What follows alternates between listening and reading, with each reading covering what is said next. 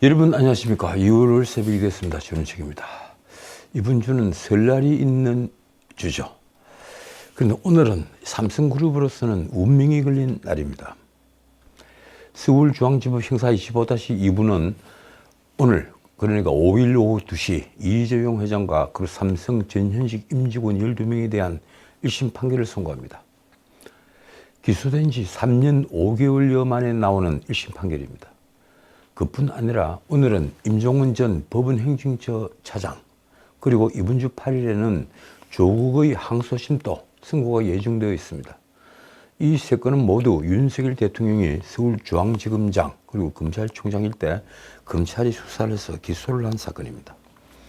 사회적 파장이 컸을 뿐만 아니라 피고인들이 혐의를 강하게 부인해서 3년 이상 재판이 이어진 사건들이기도 합니다. 그 중에서도 이 삼성이 경영권 승계를 위해 제일모직과 삼성물산을 합병하는 과정에서 주가를 인위적으로 부양하고 투자자들에게 허위 정보를 유포했다 하여 자본시장법 위반으로 이재용, 최지성 등을 기소한 사건은 국내외적으로 파장이 아주 컸습니다. 검찰은 이재용 회장이 범행의 최종 의사결정권자라며 징역 5년을 구형했습니다. 그러나 재판에서 이재용 회장은 지배구조 투명화 그리고 단순화를 위해 경영상 필요한 합병을 한 것일 뿐이고 부정행위도 없었다며 무죄를 주장했습니다. 검찰이 주장하는 부정행위를 세계적인 회계법인들도 모두 아니라고 부인을 했습니다. 법원이 이재용 회장에게 유죄로 선고할 경우에 삼성그룹 경영권 승계의 정당성이 허물어진다는 점에서 파장이 아주 클 수밖에 없습니다. 유죄의 경우에도 실형을 선고할 수도 있고 이른바 타협 판결이라는 3년 이하의 징역형에 집행유예가 선고될 수 있습니다. 그러나 많은 경제전문가와 그리고 이재용 회장 측은 무죄를 자신합니다. 그런데 이 사건은 이복현 금융감독원장이 서울중앙지검 경제범죄부장일 때 기소를 한 사건입니다. 그러니 윤석열 정부는 나름대로 이재용 회장의 유죄를 확신하고 있는 것 같습니다. 과연 법원은 어떤 논리로 누구 손을 들어줄까요? 그리고 오늘 오후 2시에는 아까 말씀드린 대로 또 서울중앙지법 형사 36-1부에서 사법농단 사건으로 기소됐던 이종헌 전 법원행정처 차장에 대한 1심 판결을 선고합니다. 이 사건은 최초 기소된 지 무려 5년 3개월여 만에 나오는 1심 판결입니다. 검찰은 임종원이 사법행정권을 남용해서 법관 독립을 침해했다며 직권남용죄로 기소하고 징역 7년을 구형했습니다. 임종원 차장의 상당수 혐의는 양승태 전 대법원장과 공무한 것으로 되어 있는데 지난달 26일 1심 법원이 양승태 전 대법원장에게 무죄를 선고한 터라 임종원에 대한 1심 결과에 법원 안팎의 관심이 쏠리고 있습니다.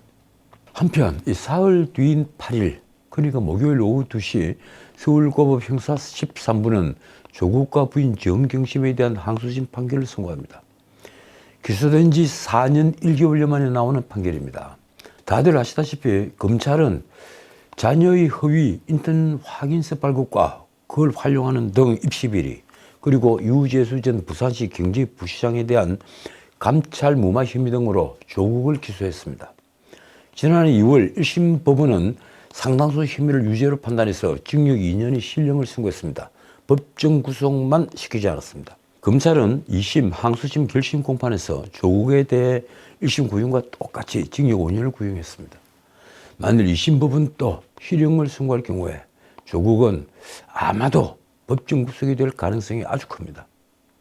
그렇지 않을 경우 그는 유죄 선고를 받아도 상고를 하면서 이번 총선에 출마할 가능성이 높습니다. 자, 어떻든 비유를 하자면 이 겨울도 다 끝나갑니다. 그리고 2달 뒤 이 나라의 운명을 결정짓는 총선이 있습니다. 윤석열 대통령이 보수의 후보로 나서 대통령이 된 것이 22년 3월 9일입니다. 그리고 2달 뒤 5월 10일 취임을 했죠.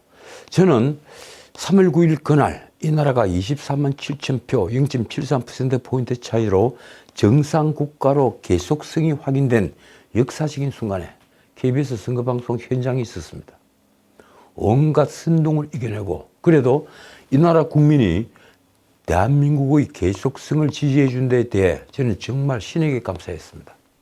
그로부터 1년 11개월 대통령 취임한 뒤에 1년 9개월이 지났습니다. 솔직히 윤석열 대통령은 그동안 그 어떤 계획도 하지 못했습니다. 노동계획도, 연금계획도, 교육계획도, 그리고 공공개혁, 세제개혁, 심지어 특권층의 특권 폐지도 그 어느 하나도 하지 못했습니다. 아닌 말로 정관예우 폐단도 실천하지 못했습니다. 말하자면 대한민국은 여전히 개혁이 필요한 나라에 머물러 있습니다. 윤석열 대통령은 왜 지금도 자유를 외치하는지, 왜 지금도 부패의 고리인 이권 카르텔의 혁파를 외치하는 걸까요? 개혁을 위해서는 이번 총선에서 151석이 필요하기 때문입니다. 그 승리는 대한민국이 필요한 개혁을 마무리해서 진정한 선진국으로 도약하는 길을 열 것입니다. 자, 문득 지난달 말 22일부터 28일까지 일주일간 민주당이 일반 국민을 대상으로 이번 총선 공천에서 가장 중요하다고 생각하는 기준이 무엇인가 의견을 수렴한 결과가 떠올랐습니다. 이 사실은 많은 국민들이 잘 알지 못하고 있는 사실입니다. 그리고 말이 일반 국민 대상이지 홈페이지를 통해 의견을 수렴한 것이니 사실은 민주당 지지자들이 그 대상이었습니다. 의견 수렴 결과 1순위는 놀랍게도 부패 근절. 앞서 민주당 공천관리위원회는 국민 의견을 반영해서 총선 공천 심사 기준을 보다 구체화하는 국민 참여 공천제를 실시하겠다고 공언을 한 바 있습니다. 자, 그러면 부패 근절이 어떻게 반영이 되었을까요? 민주당 사무총장 조정식은 이 기준대로 심사에 반영하고 면접도 진행될 것이라고 말했습니다. 그러니까 국민이 생각하는 1순위 공천 기준이 부패 근절이라고 한 만큼 향후 공천 심사 과정에서는 후보자의 부패 이력이 1순위 판단 기준이 된다는 것입니다. 그렇다면 당장 누구에게나 떠오르는 질문이 하나 있습니다. 다들 아시죠? 대장동 게이트, 백인동 게이트를 비롯한 수많은 개발 비리와 그리고 성남FC 후원금, 상방울 대북송금 등 뇌물 범죄는 물론 경기도 법인카드 유용 등 파렴치한 부패 범죄와 연관이 된 이재명은 어떻게 되는가? 어떻게 돼야 할까요? 그 많은 범죄 연루 의혹들이 모두 윤석열 정부가 놓은 덫이며 이재명에게 뒤집어 씌운 것으로 누명이라는 것입니까? 유동규도 김만배도 남욱도 박영수도 권순일도 모두 지어낸 이름이거나 함께 엮은 자들이라는 것입니까? 도대체 2차례나 구속영장이 청구되고 심지어 영장을 심리한 판사조차 위정교사는 소명이 된다고 했는데도 이재명은 어떻게 여전히 자신이 검찰 독재의 희생양인 것처럼 행세할 수 있는 것입니까? 마치 자신이 민주화 투쟁의 화신인 양 말입니다. 권력은 이처럼 범죄 유무죄를 판단하는 기준이 되는 것입니까? 그렇다면 이 나라는 문민국이 아니라 야만국입니다. 그 이재명이 역시 수많은 의혹이 대상인데도 퇴임 후에도 수사조차 받지 않고 평산 책방 주인이 되어 있는 문재인을 어제 찾아갔습니다. 이재명은 지난달 초 신년 인사를 위해 문재인을 만나려 했으나 사실은 문재인을 만나서 친명 세력의 일반 공천에 반발하는 비명 세력을 품어 안으려고 했던 계획이 양산 방문 직전에 가덕도 신공항 건설 예정지에서 흉기 습격을 받는 바람에 그 일정을 취소한 바 있습니다. 그래서 유명한 서울대병원 헬기 이송 작전이 벌어졌던 것입니다. 문재인, 이재명 두 사람이 만나는 것은 지난해 9월 19일 이재명 대표가 단식 중이던 병원에 문재인이 방문한 이후에 넉 달여 만입니다. 당시 저는 두 가지 사실에 놀랐습니다. 하나는 이재명이 벌인 출퇴근 단식 투쟁, 또 하나는 문재인이 9.19 군사합의 기념식에서 말한 망언 때문입니다. 그 두 사실은 이 두 사람이 유유상종 관계인 것을 천하에 과시함에 부족함이 없었습니다. 생각해 보십시오. 누가 보더라도 엉터리 단식인데 그 병상을 찾아간 문재인과 손을 꼭 잡고 무슨 말을 나눴겠습니까? 두 사람은 비운동권에다 비동교동으로 민주당을 장악을 한 공통점이 있습니다. 도대체 그 두 사람에게 진실이란 것은 무엇일까요? 문재인은 퇴임 이후 첫 공식 행사인 9.19 평양 공동선언 5주년 기념식에서 언제 그런 날이 있었나 싶을 정도로 남북관계가 파탄났다 이렇게 말하며 안타깝고 착잡하다고 말했습니다. 그는 심지어 평화는 경제라면서 김대중 노무현 문재인으로 이어진 이 나라 진보 정부에서 안보와 경제 성적 모두 월등히 좋았다고 했습니다. 안보는 보수 정부가 잘한다. 경제는 보수 정부가 낫다. 이런 조작된 신화에서 이제는 벗어날 때가 되었다. 정말 그런가요? 그러면서 문재인은 9.19 평양 공동선언의 가장 중요한 성과로 남북 군사 합의를 꼽았습니다. 남북 간의 사상 최초로 체결된 구체적인 군비 통제 합의라고도 했습니다. 군사 합의 덕에 자신이 집권한 동안 남북 간 단 한 건도 군사적 충돌이 발생하지 않았고 희생된 사람도 없었다고 강조했습니다. 그러면서 이런 말도 했습니다. 남북 군사 합의를 폐기한다는 것은 최후의 안전 피해를 제거하는 무책임한 일이 될 것이다. 그는 왜 9.19 군사 합의를 폐기해야 한다는 주장이 빈번하게 제기되고 있었던지 정말 몰랐을까요? 북한은 지난해 11월 울릉도 방향으로 미사일을 쏘는 등 지난 5년간 모두 17차례 9.19 군사합의를 정면으로 위반했습니다. 무엇보다 9.19 군사합의는 우리 스스로 한 무장해제였습니다.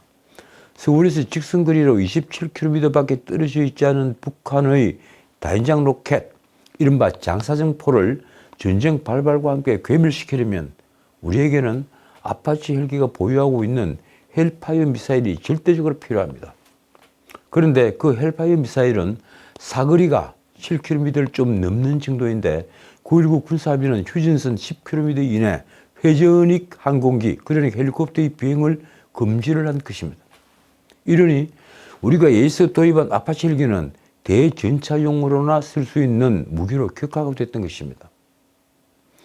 어쨌든 언론은 이재명의 문재인 예방은 총선을 앞두고 비명계를 끌어안기 위한 통합행보라고 썼습니다. 그러면서 이번 만남으로 당내 친문계와 친명계의 갈등을 잠재울 수 있을지 주목된다고도 했습니다. 그런데 이재명은 어제 4일 평산마을을 찾아 문재인과 오찬 회동을 하면서 온갖 퍼포먼스를 보여줬습니다. 신문에 보면 사진이 쫙 나와 있습니다. 이재명은 문재인에게 부산 피습 사건으로 생긴 흉터를 손으로 가리키며 보여주거나 서로 뜨겁게 봉을 하는 등의 장면을 연출했던 것입니다. 어떻든 문재인은 그동안 민주당을 향해 분열은 필패라며 단결과 통합을 강조해 왔습니다. 그런데 이미 이낙연과 원칙과 상식 사면방 등 일부가 분열했죠. 또 공천이 본격화하면서 친명에 밀린 친문 등 비명 세력은 이탈을 지금 곰곰이 강구하고 있는 중입니다. 아마 앞으로 본격적으로 이탈이 벌어질 것 같습니다. 승복할 수 없는 이재명의 사당화가 본격화하고 있기 때문입니다. 한편 이낙연과 김종민, 조응천, 이원욱 등 비명계 탈당파 의원들이 추진을 해온 제3지대 신당 새로운 미래가 어제 4일 출범했습니다. 그런데 4일 중앙당 창당대회에 조응천과 이원욱 두 의원은 불참했습니다. 두 의원은 새로운 미래에 참여하지 않겠다는 입장문까지 발표했습니다. 언론은 아마도 이준석의 개혁신당 합류 가능성이 거론된다고 보도했습니다. 그간 김종민과 함께 미래대연합을 결성했던 두 의원은 전날 이낙연과의 협상에 끝까지 이견을 표출한 것으로 알려졌습니다. 그래서인지 당초 이낙연의 새로운 미래와 비명계 탈당파의 미래대연합은 통합 당명을 개혁미래당으로 할 예정이었으나 갑자기 당명을 새로운 미래로 그대로 확정을 했습니다. 공동대표는 이낙연과 김종민이 맡습니다. 새로운 미래의 당 상징색은 프리시언 블루. 저도 이런 블루 얘기는 처음 듣습니다. 프리시언 블루. 힘을 함께 합쳐서 큰 바다로 간다, 이런 의미라고 합니다. 또 새싹, 나무 뿌리 등 생명의 역동성을 상징하는 라이트 그린도 있습니다. 총 9장 92조로 구성된 당내는 집단 지도 체제 및 소수자 보호, 그리고 당무 검증위원회 레드팀 도입, 광장 민주주의 도입 등을 담았습니다. 당 강령으로는 김대중 정신을 계승해서 서민이 행복하고 중산층이 두터운 나라를 만들기 위해 국익과 실용을 중심에 둔 포용적 중도계획주의와 그리고 노무현 정신을 계승한 민주주의 구현을 통한 미래 비전의 6가지 원칙을 확정했습니다. 보통 강령과 정강 정책에 좋은 것은 다 끌어모아 놓죠. 그러고 보니 진보 좌파 정당으로서 지역적 기반과 역사적 정통성을 모두 갖추려고 애를 쓴 게 역력합니다. 자, 오늘은 여기까지입니다. 오후에 뉴스가 하나 터졌죠. 국민의힘 김경률 비대위원이 4일 22대 총선에서 출마하지 않는다며 불출마를 선언했습니다. 아마 출마하지 않는다 하는 말에는 비례대표 공천 여부까지 포함이 된 걸로 보입니다. 김경률은 페이스북에서 숙고 끝에 내린 저희 당의 총선 승리를 위한 제 결심이라고 밝혔습니다. 과연 이로써 윤석열 한동훈 갈등이 완전히 봉합될까요? 범보수 진영의 승리를 위해 저는 두 진영의 갈등이 봉합되기를 간절히 바랍니다. 지금까지 전우식이었습니다.